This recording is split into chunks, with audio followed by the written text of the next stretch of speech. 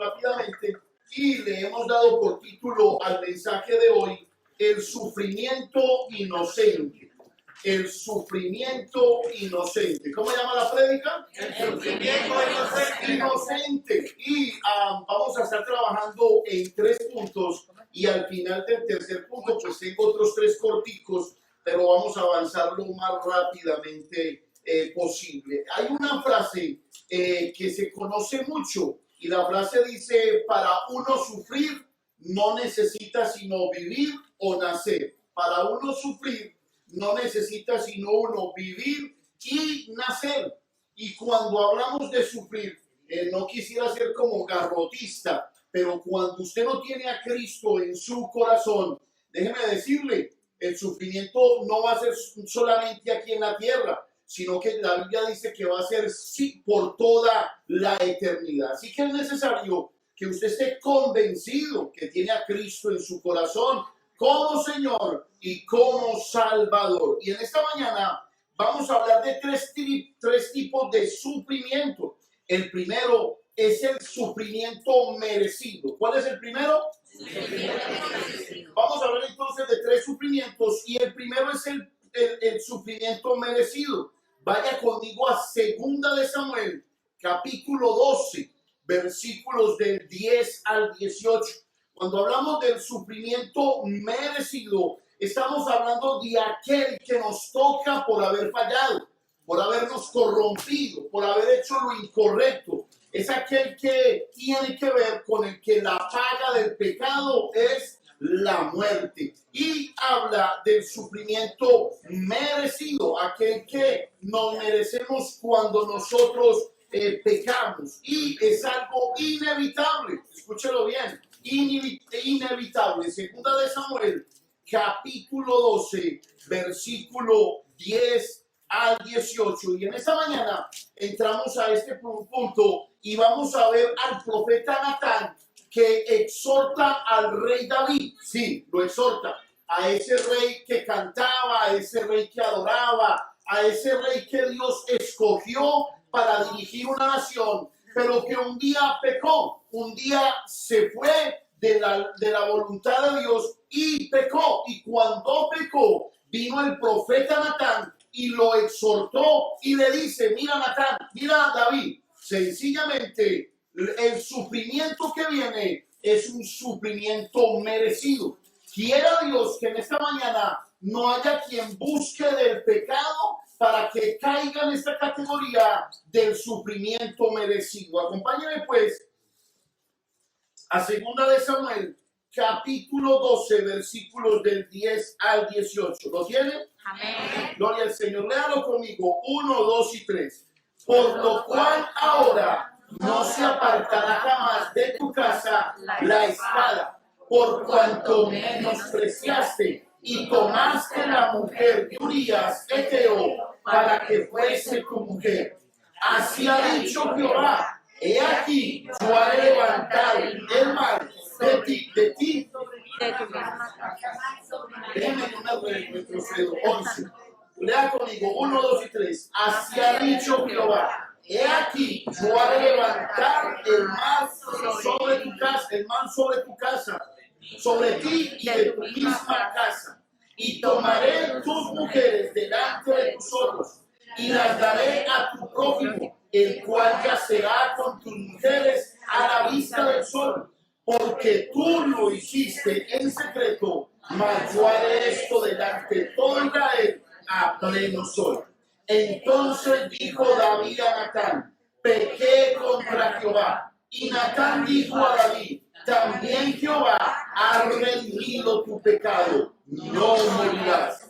Mas por cuanto con este asunto hiciste blasfemar a los enemigos de Jehová, el hijo que te ha nacido ciertamente morirá. Y Natán se volvió a su casa, y Jehová hirió al niño que la mujer de Urías había dado a David, y enfermó gravemente. Entonces David rogó a Dios por el niño, y ayunó David, y entró, y pasó la noche acostado en tierra. Y se levantaron los ancianos de su casa, y fueron a él para hacerlo levantar de la tierra, mas él no quiso, ni comió con ellos pan. Al séptimo día murió el niño, y tenían los siervos de David hacerle saber que el niño había muerto, diciendo entre sí: cuando el niño aún vivía, le hablamos y no quería oír nuestra voz. ¿Cuánto más se afligirá si le decimos que el niño ha muerto? El primer sufrimiento que encontramos es el sufrimiento merecido. Encontramos a un rey David que había pecado, había tomado una mujer ajena. Y cuando tomó la mujer ajena, viene un veredicto sobre su pecado. Y dice la Biblia que murió ese niño, un niño a quien amaba. Entonces tenemos que recordar en esta mañana que todo pecado tiene una consecuencia. Escúchalo bien, siempre hay un resultado. No hay nada de que lo tapo, no hay nada de que lo encubro, no hay nada que sencillamente me hago el loco, no. La Biblia nos dice que todo pecado trae una consecuencia. Y a eso le hemos llamado el sufrimiento merecido. Mereces lo que corresponde a tu pecado. Pero vayamos rápidamente al segundo sufrimiento. El sufrimiento por la justicia. Acompáñenme a 2 de Timoteo, capítulo 3, versículo del 10 al 13. 2 de Timoteo, capítulo 3, versículos del 10 al 13.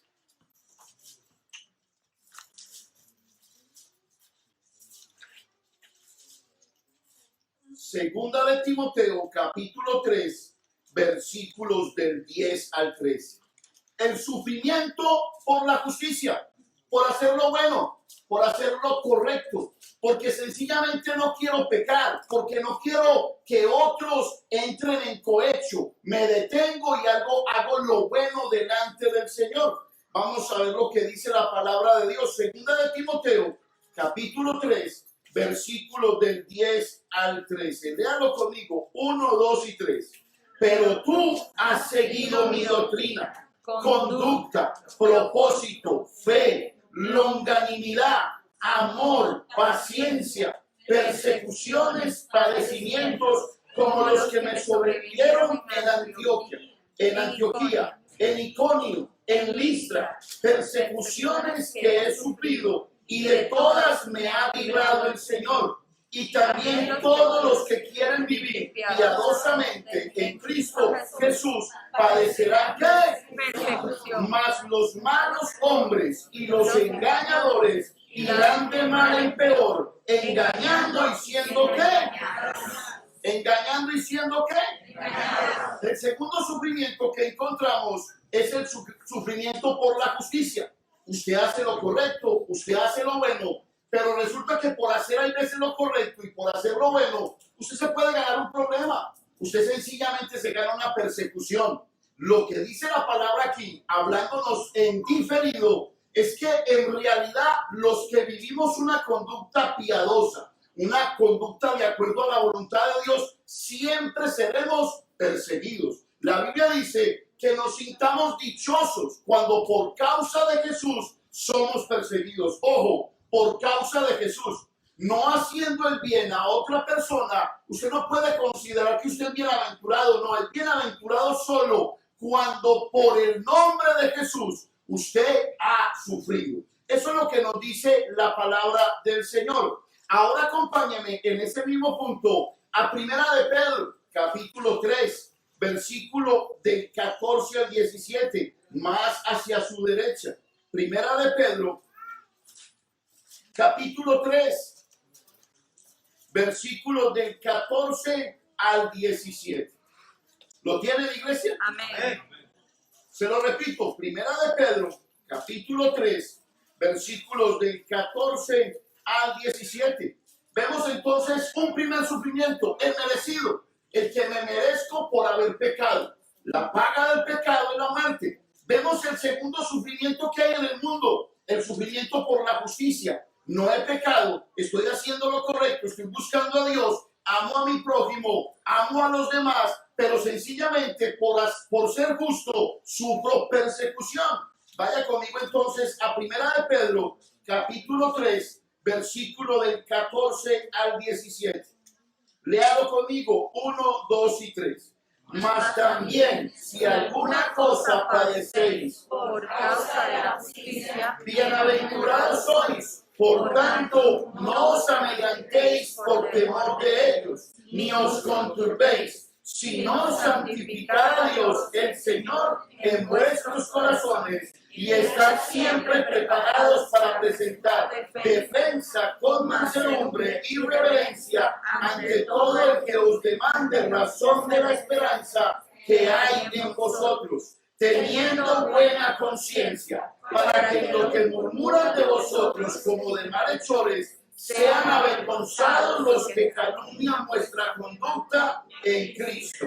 porque mejor es que padezcáis haciendo el bien, Si la voluntad de Dios así lo quiere, que haciendo el mal. Entonces recuerde, usted puede tener sufrimientos por hacer las cosas correctas. Pero ¿cómo termina el versículo diciendo? Es mejor que usted padezca haciendo el bien que no haciendo el mal, porque haciendo el mal, ese es el merecido que a usted le corresponde. Ahora, cuando hablamos del primer sufrimiento, el sufrimiento merecido, ¿cómo lo evitamos? ¿Cómo evitamos el sufrimiento que nos merecemos? Bueno, la Biblia nos dice que si nos arrepentimos y nos convertimos de todo corazón y le entregamos a Dios nuestra vida y somos personas obedientes a la palabra del Señor, podemos salirnos de las consecuencias de lo que es el sufrimiento merecido. Ahora hablemos del segundo punto. ¿Qué hacemos nosotros para evitar el sufrimiento por la justicia? No podemos hacer nada. Mientras que estemos vivos, mientras que estemos en este mundo, vamos a tener persecución por hacer lo correcto. Por hacer lo correcto. Pero usted no se extrañe, siga haciendo lo correcto. El que siembra lo correcto recogerá siempre lo que es correcto. A usted le conviene hacer el bien, a usted le conviene hacer las cosas correctas. Pero ubiquémonos en el último, que es el que tiene el título de esta prédica: el sufrimiento inocente. Vaya conmigo a Primera de Pedro, capítulo 5. Allí mismo estamos ubicados.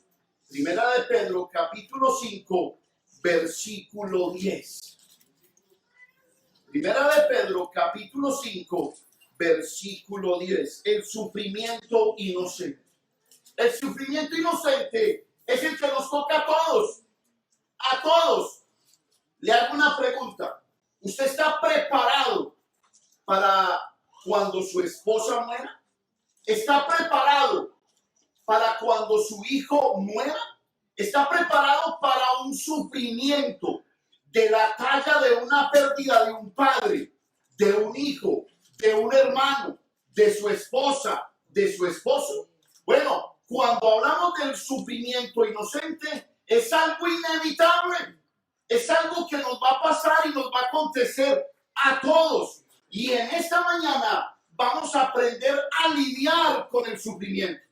Vamos a aprender a gozarnos en el sufrimiento. Y vamos a aprender que todo lo que pasa para los hijos de Dios es para bien. Amén. Nunca es para mal. Hay propósito de Dios. Mire, familia, Dios me trajo a este país hace 22 años. Al principio yo no veía propósito, veía sufrimiento. Pero ahora estoy con ustedes, moldeado por Dios. ¿Dónde? En el sufrimiento. Volviéndome fiel, ¿dónde? En el sufrimiento. Y ahora entiendo que para preservación de vida, Dios me había preparado. Amén. Entonces, no tengas en menos el sufrimiento que tienes ahora. Estás sufriendo porque no ves a tus padres, porque tal vez no tienes tus papeles legales. Dios tiene propósito con todo. La Biblia dice, escúchalo, para los que Dios ama, todo les ocurre para bien. Todo les pasa para bien. Todo ha sido diseñado de parte de Dios para bien. Amén. Primera de Pedro 5, versículo 10. Léalo conmigo. 1, 2 y 3. Gracias. Mas el Dios de toda gracia, que nos llamó a su gloria eterna en Jesucristo, después de que hayáis padecido, ¿cuánto? Un poco de tiempo, el mismo que haga, os perfeccione, afirme, fortalezca y que haga. Entonces, viene la prueba. ¿Por cuánto tiempo? Por un poco tiempo. A usted se le hace eterna la prueba, la aflicción, pero para Dios es corta, porque Dios es todopoderoso. Cuando ponemos nuestra mirada en Dios, toda aflicción se vuelve corta, se vuelve manejable, porque Dios está en medio de la situación. Sufrimiento inocente. Permítame, le leo este versículo en otra versión. Póngale cuidado, en la versión internacional. Y después de que ustedes hayan sufrido un poco de tiempo, Dios mismo, el Dios de toda gracia, que los llamó a su gloria eterna en Cristo, los restaurará, los hará fuertes, firmes y estables. Amén. Eso dice la palabra del Señor. Alábelo.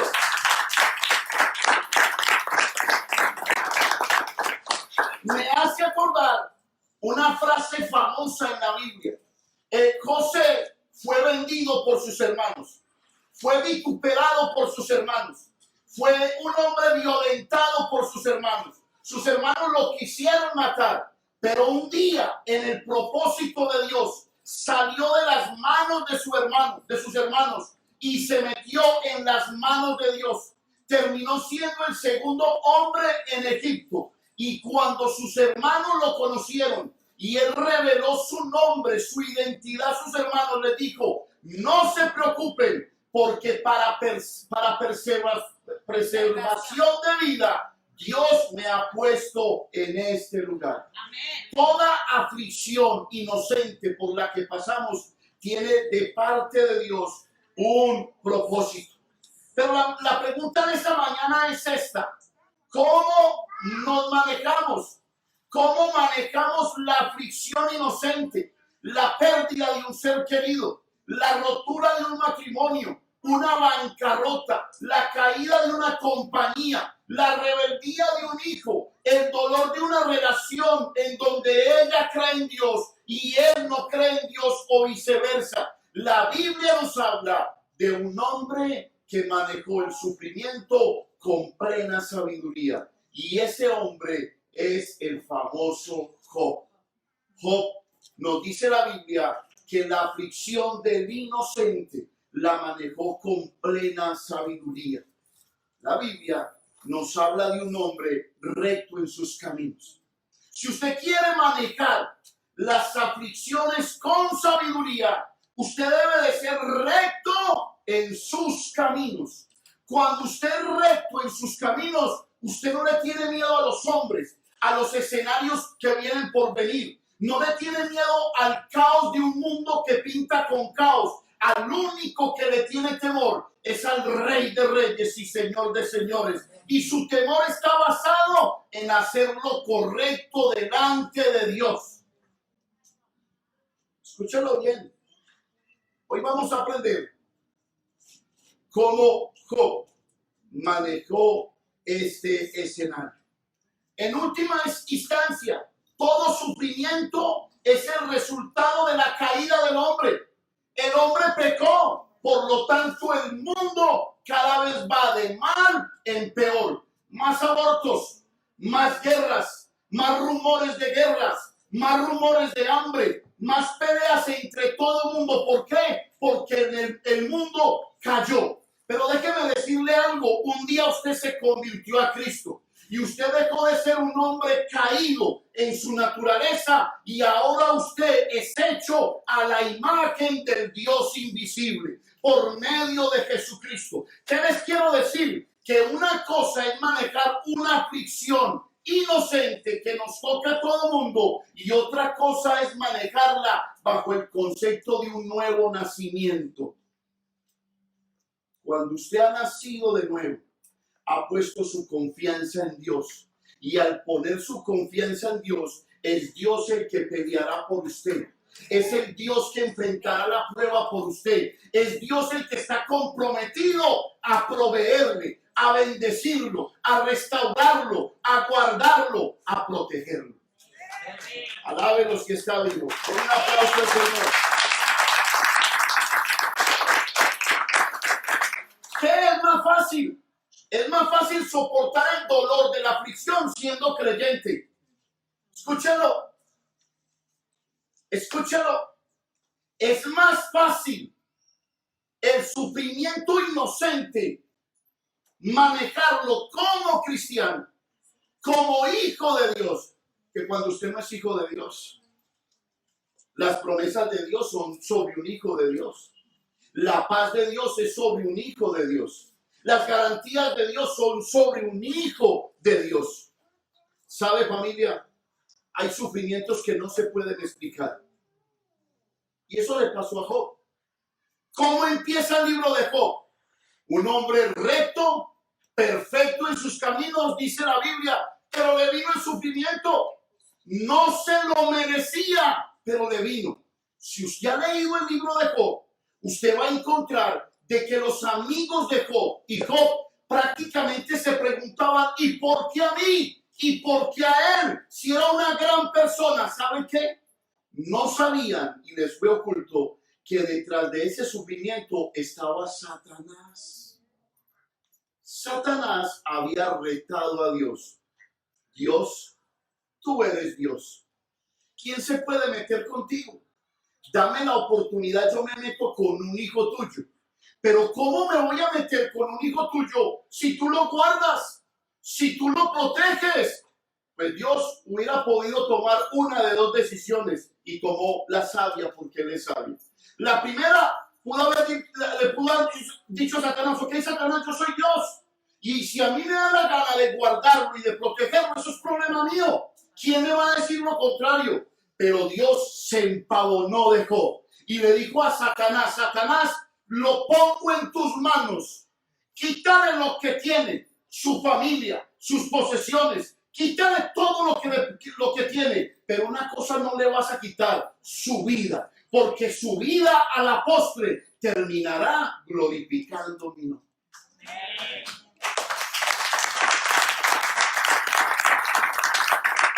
¿Qué dice la Biblia? Que en un día perdió todo. Su familia, sus hijos, toda su prosperidad la perdió.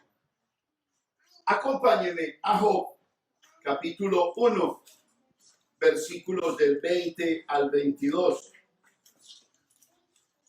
Job, capítulo 1, versículos del 20 al 22.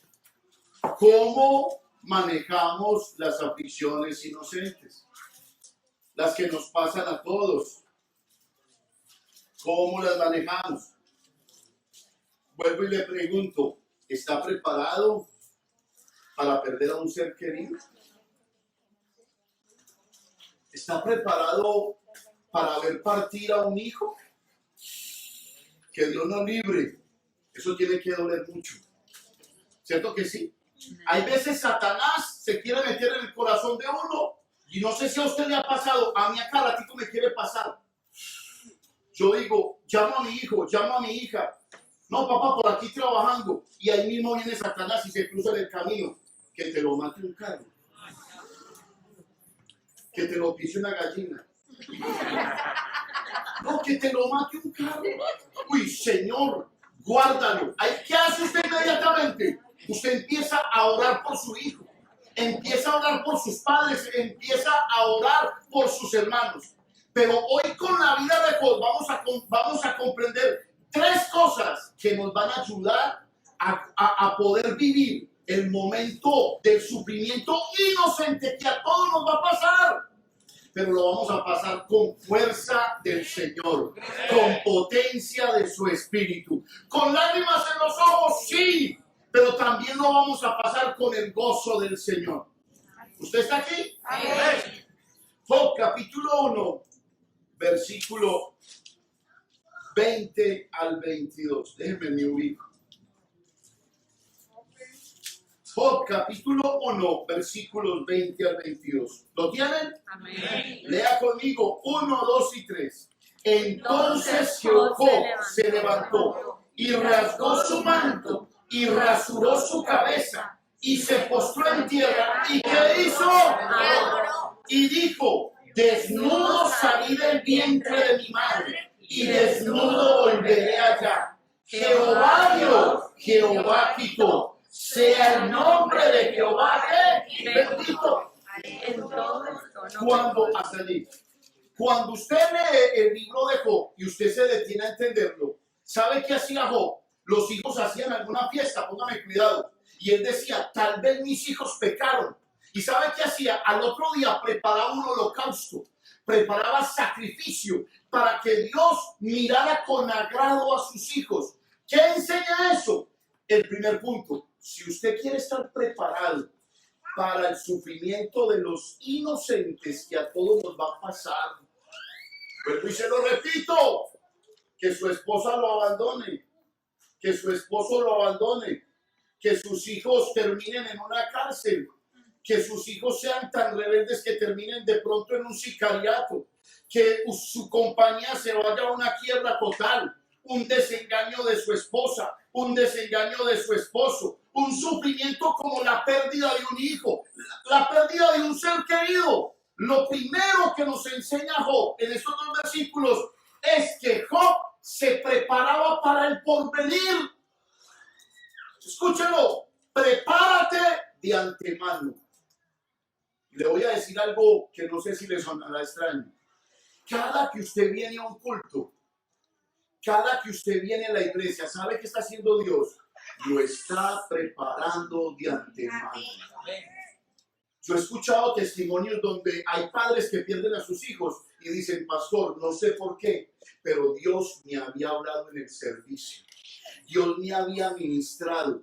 Dios me había hablado por medio de la prédica que van a venir momentos difíciles, pero que Él está en medio de los momentos difíciles. Es así, es así. ¿Qué hacía Job? ¿Qué hacía? Se preparaba de antemano. ¿Cómo se preparaba? Con una relación de todos los días, con una relación de vida y no de muerte, con una relación, escúchelo, una relación donde vivía pendiente, que no quería desagradar a Dios. Dios, líbrame de desagradarte. Dios, líbrame de hacer lo malo. Dios, permíteme influenciar a mis hijos para que te busquen, para que te aman, para que te amen, para que te sigan. El dolor de Job no era un dolor de látigo como de un verdugo. Era el dolor de un cirujano que lo venía trabajando en su vida. Familia, yo hay veces entiendo que hay personas que en el sufrimiento inocente les gusta recibir látigos. Látigos que quieren hacerte sentir masoquista. Hay personas que se enamoran del dolor. Hay personas que viven metidas en el dolor.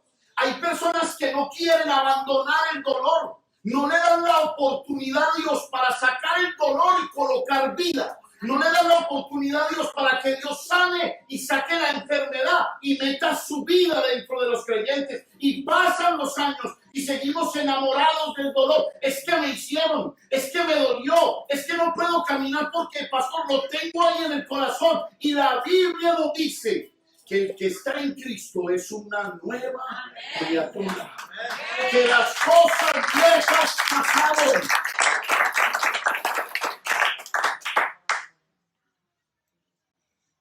Es increíble cómo Dios quiere operar en medio del sufrimiento inocente. Es increíble. Cuando usted viene a la iglesia, ¿qué recibe? Mandamientos de vida. Yo en estos días hablaba con alguien, con un hermano, y me dijo, pastor, mire, mala la economía, pero será para usted. Pastor, mire, no he podido ahorrar, será usted, hijo. Hijo, permítame le hago una pregunta. ¿Usted reconoce a Dios con sus diezmos y con sus ofrendas? Pastor, mire, yo al principio no creía en eso. Pero llegó un tiempo en que Dios me empezó a hablar. Escuche, me empezó a hablar, me empezó a ministrar, me empezó a convencer de que a mí es el que me conviene reconocer a Dios como el Dios de mis finanzas. ¿Y sabe qué pasó, pastor? Yo empecé a reconocerlo, yo empecé a escuchar la voz de Dios, pero llegó un momento en que me fui apartando del Señor. Y al apartarme, dejé de reconocer a Dios como el Dios de mis finanzas. Hijo, ahí tiene la respuesta. No le alcanza para ahorrar, no le alcanza para avanzar. ¿Por qué? Porque no le ha dado la oportunidad a Dios de que sea Él el que lo bendiga en sus finanzas. Ahora, ¿qué quiere Dios de usted? ¿Millones? ¿Trillones? No. 2 peces, 5 panes. 2 peces, 5 panes. Porque lo poco lo multiplica. Ese es nuestro Dios. Lo primero que hizo Job fue estar preparado de antemano. Y lo hizo a través de su entrega al Señor. Colocó a Dios en primer lugar en su vida. Familia, cuando le venga un sufrimiento inocente, que es el natural para todos, hágase esta pregunta. ¿He tenido a Dios en primer lugar en mi vida? ¿He venido alimentándome de Dios? ¿He venido escuchando su voz?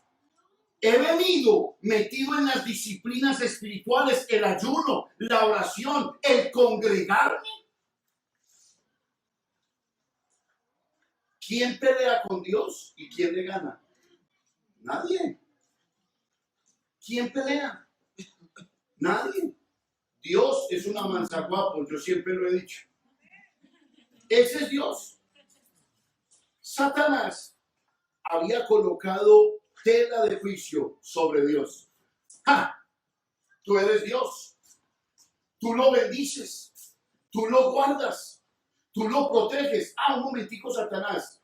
¿Sabes una cosa? Yo creo en 2 cosas. Me imagino Dios diciéndole. Yo creo en quién soy yo. Yo soy Dios todopoderoso. Pero también yo creo en lo que yo hago. Creo que la obra que hay dentro del corazón de Job es fiel, justa y verdadera. Ahí te lo entrego. Y Job te va a demostrar que mi obra es genuina, que mi obra es real. Y ¿sabes una cosa, Job? Satanás, no me lo vayas a tocar. No me vas a quitar la vida. Me lo vas a probar en todo, pero no me le vas a quitar la vida. Y vamos a mirar cuál va a ser el resultado final. Me gusta Dios. ¿Sabe por qué? Porque Dios no es como nosotros. Dios siempre considera el resultado final. Hay que decirle a esa gente que le dice a uno, cristiano, evangélico, y mire lo que está haciendo. Hay que decirle, mire, este es un producto under construction. Yes, este es un producto que está bajo construcción. No mire el principio, mire el final. Porque al final terminaremos dándole gloria a Dios. ¿Usted está conmigo? Amén. Job, mire, deténgase en el capítulo 29 de Job. No lo busque, deténgase algún día. ¿Y sabe qué va a encontrar allí en Job? Job llama a Dios su mejor amigo. Deténgase en el capítulo 23. ¿Y sabe qué dice Job? Que la palabra de Dios es mejor que la comida que él consume y por lo tanto la atesora. Y deténgase en el capítulo 1. ¿Y sabe qué va a encontrar haciendo Job? Lo segundo, para pasar las aflicciones inocentes, ¿sabe qué es? Ser un adorador. Ser un adorador. Póngale cuidado a esto, que esto lo va a enriquecer. La adoración nos quita la mente de lo terrenal y la pone en el cielo. Y los sufrimientos se van haciendo más pequeños. La adoración quita mi mente de lo terrenal y coloca mi mente en el cielo. Y por eso la adoración hace que los sufrimientos cada vez tengan menos poder sobre nosotros. Alguien dijo, los pies no sienten las cadenas cuando la mente está en el cielo. Se lo voy a repetir. Los pies no sienten las cadenas cuando su mente está en el cielo. Por eso cuando usted viene a la iglesia, usted debe de entregarse en adoración. No le dé pena. Pena la que debió haber dado antes cuando se emborrachaba, que entraba cantando de todo y no se le entendía. Cuando venimos a la iglesia, adoramos el nombre de Dios. Y cuando lo adoramos, se junta el cielo con la tierra. Y en esa adoración nos volvemos fuertes, nos volvemos victoriosos. La adoración, póngale cuidado a esto, nos quita la mente de nosotros mismos y la pone en Dios. Hello. La adoración nos quita la mente de nosotros mismos y la pone en Dios. Aleluya. Eso hizo Job. Le vino un acontecimiento bravísimo. Perdió todo en momentos, en un abrir y cerrar de ojos. No nos podemos comparar como Job. La Biblia dice que entraba uno a darle malas noticias y salía el otro. ¿Y qué viene? ¿Y qué sigue? Pero Job, no, de Job se conoce esta expresión. Sea el nombre de Jehová bendito. Jehová dio, Jehová quitó. Me estremezco, me duele, pero Jehová dio, Jehová quitó. Sea su nombre bendito. Esto es algo tremendo. La adoración, póngale cuidado. Porque la gente a veces no quiere adorar a Dios. Pastor, es que si yo no levanto mis manos, yo no adoro a Dios. Bueno, no pelee conmigo. ¿Qué dice la Biblia? Pueblos todos, batir las manos. Adorar a Dios con voz de júbilo.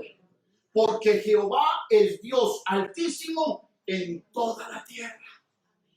Yo te apuesto que si aquí se te apareciera Dios con toda su gloria y con todo su esplendor, hasta el más ateo levantaría sus manos. Pero lo glorioso de la adoración es que no lo necesitas ver para creer. Estás adorando a los que no lo vean. Por eso la gente no sabe lo que se pierde cuando adora al Señor. Mire lo que pasa, lo que le pasó a Job. Mire, con la aflicción que vivió Job, cualquiera se pega un tiro. Dígame si no, mis hijos, mis posesiones, todo. ¿Sabe que dice la Biblia que le dio una peste, que cogía un pedazo de tejón y se rascaba? ¿Usted sabe que es tener una piquiña en todo el cuerpo? Yo conozco personas que les han dado piquiña en todo el cuerpo. Yo recuerdo una muy cercana a mí que no dejaba dormir en toda la noche. Por ahí dieron testimonio. Una piquiña que cogía limón y se restregaba en todo el cuerpo. ¿Y saben qué decía la persona? Si no duermo yo, que no duerma nadie.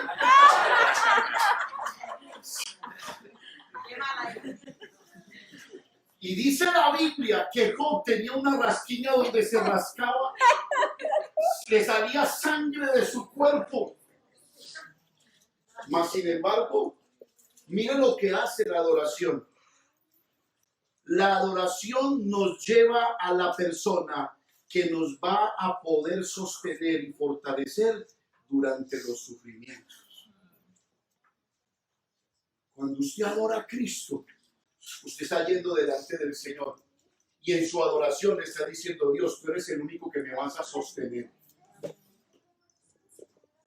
¿Qué hace la adoración? Te transporta ante aquel que va a hacer que tu sufrimiento sea entendible, sea gozoso de llevar.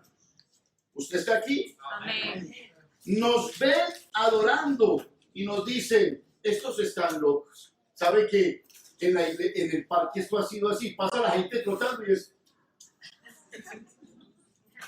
Yo desde aquí veo que pasa gente y se para detrás de los, porque no, hay veces no quieren que los miren o que se den cuenta que están mirando detrás de los árboles y dirán: ¿qué están haciendo? ¿qué está sucediendo? No tienen iglesia, no tienen para dónde coger. ¿Qué será lo que les pasa a esa gente? ¿Y sabe qué? Los únicos que entendemos qué es lo que está pasando aquí somos nosotros. Somos nosotros. Hay gente que busca, le llega el sufrimiento y ¿sabe qué hace? Detrás de la droga. No, es que la droga, porque es que yo siento que me voy. El problema es que no sabe si regresa. ¿Qué hace la gente frente al sufrimiento? Ese sufrimiento inocente. Se meten en las drogas y se vuelven drogadictos. Se meten se van a tomar y se vuelven alcohólicos. ¿Cierto que sí? Hay quienes incluso toman los sufrimientos inocentes, que son los que nos acontecen a todos, y buscan un hobby. Se vuelven más futbolistas, se vuelven tenistas, pero cuando termina el tiempo del partido de fútbol, regresan a la realidad. ¿Dónde está el sufrimiento? Locos es perdernos de la adoración en medio de la aflicción. Ellos van a seguir siendo los mismos, mas sin embargo nosotros iremos de gloria en gloria y de poder en poder.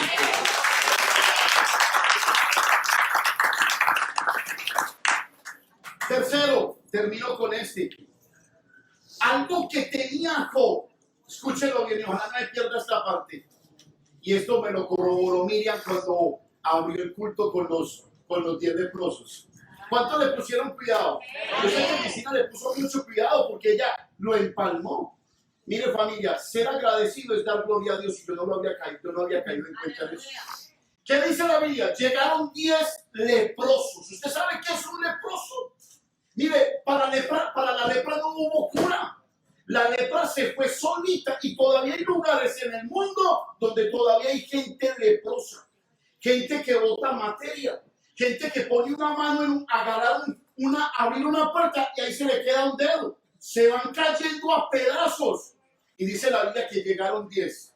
Y Jesús les dijo, vayan y se presentan ante los sacerdotes. Lo que es obedecer a Dios, algo tan sencillo.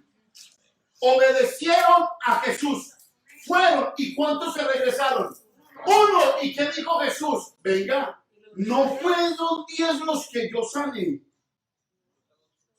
Eso me gusta, ¿sabe por qué? Porque eso dice mucho de las iglesias. Mucha gente viene a las iglesias. Si hoy tuviéramos todos los que se han ido y me dicen, pastor, Dios me habló, Dios me redargulló, y yo, sigue, te vas a quedar en la iglesia. Dios, no, pero pastor, ni te lo imagina cómo me habló Dios. 1 mes, 2 meses, 3 meses, 5 meses, y parece que Dios le habló para 5 meses porque no volvió. Oiga, tremendo. ¿Qué dice la Biblia? Que se devolvió 1 y Jesús le dijo, ¿y dónde están los otros 9? Solamente 1 se devolvió a dar gloria a Dios. Dar gracias o ser agradecido es dar gloria a Dios.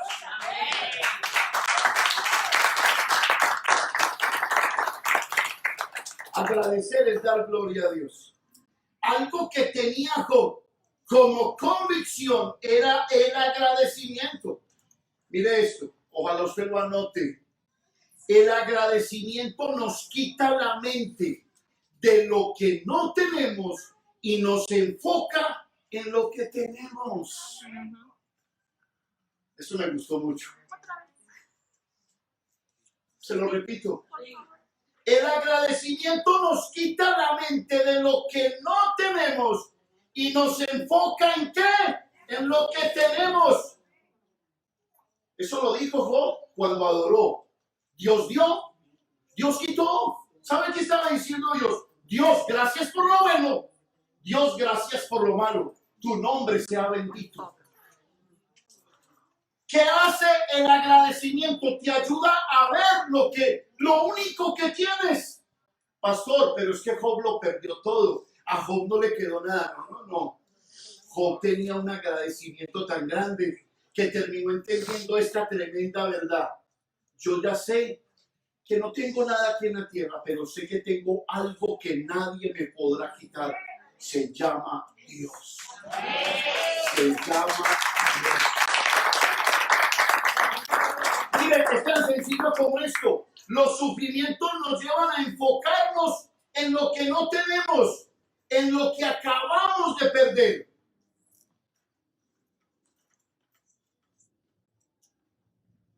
Escúchelo, a mí me gustaría que usted metiera esto en su corazón, porque así usted va a ser un tremendo adorador.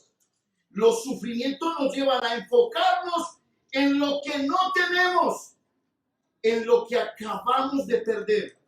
Y mire que esto funciona así. Yo soy testigo de eso.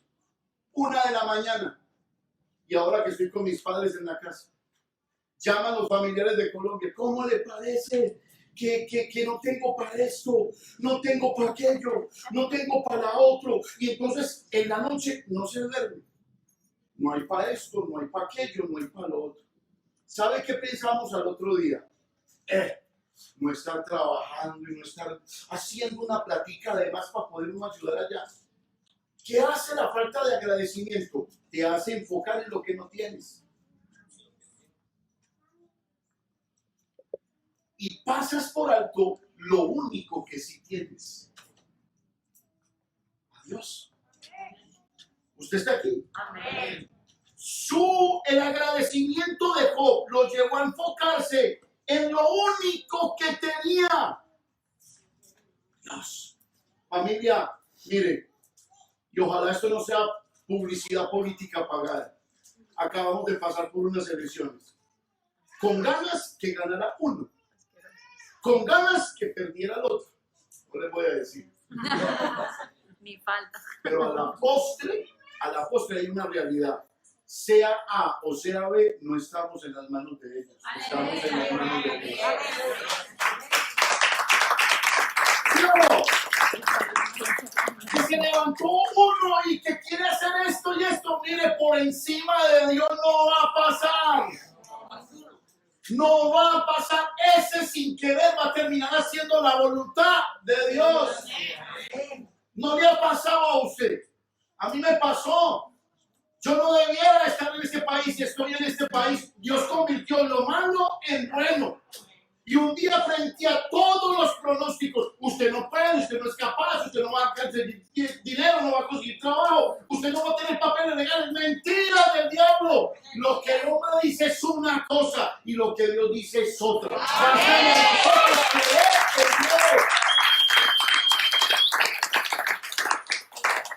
¿Qué dijo? Desnudo salí del vientre de mi madre. Ahora usted dice, pastor, Dios no me ha dado. Mírese. Bueno, hago un experimento, mire a su hermano. Le va a ver unas libras de más. Se va a dar cuenta que no vino con la misma ropa de 18 días porque así solo se puso la falda de 18 días. ¿Sabe qué usted puede ver en su hermano? La gracia y la misericordia de Dios. Amén. Usted nació sin nada, pero mírese ahora, mire, tiene colores, está vivo, tiene algo de más. Eso se llama Dios. ¿Cómo no vamos a ser agradecidos con el Señor?